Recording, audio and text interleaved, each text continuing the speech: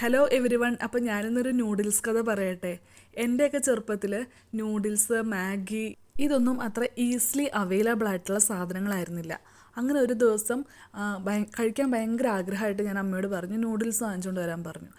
എന്നിട്ട് അമ്മ നൂഡിൽസ് വാങ്ങിച്ചു കൊണ്ടുവന്ന് ഞങ്ങൾ ഉണ്ടാക്കി കഴിച്ചു നോക്കി. എനിക്ക് ഒട്ടും ഇഷ്ടപ്പെട്ടില്ല. പക്ഷെ ഞാൻ പുറത്ത് പറഞ്ഞില്ല.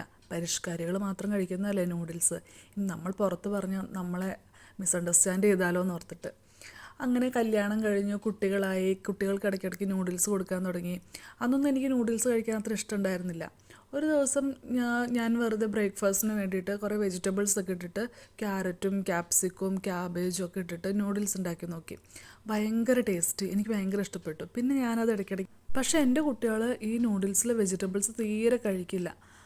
അപ്പോൾ പിന്നെ ഞാൻ അവർക്ക് പ്ലെയിനായിട്ട് ഉണ്ടാക്കി കൊടുക്കാൻ തുടങ്ങി. പ്ലെയിനായിട്ടുള്ള നൂഡിൽസ് എനിക്ക് ഇഷ്ടമല്ല. ഒരു ദിവസം വൈകുന്നേരം ആയപ്പോൾ എനിക്ക് നൂഡിൽസ് തിന്നാൻ ആഗ്രഹം. അപ്പോൾ ഞാൻ എന്ത് ചെയ്തു, ആദ്യം ഒരു മുട്ട ചിക്കി എടുത്തിട്ട് ഉള്ളി എടുത്തിട്ട് ജസ്റ്റ് വഴറ്റാൻ തുടങ്ങി. പക്ഷേ വഴറ്റ് വന്ന ഉള്ളി കുറച്ച് മൂത്ത് പോയി, കുറച്ച് ഫ്രൈ ആയിപ്പോയി. അപ്പോൾ സാരമില്ലാന്ന് ഓർത്തിട്ട് ഞാൻ പിന്നെ നൂഡിൽസും മുട്ടയൊക്കെ ഇട്ടിട്ട് കഴിച്ച് നോക്കി. ഭയങ്കര ടേസ്റ്റ്. അതിൽ പിന്നെ ഞാൻ എപ്പോഴും ഇങ്ങനെയാണ് ഉണ്ടാക്കുക.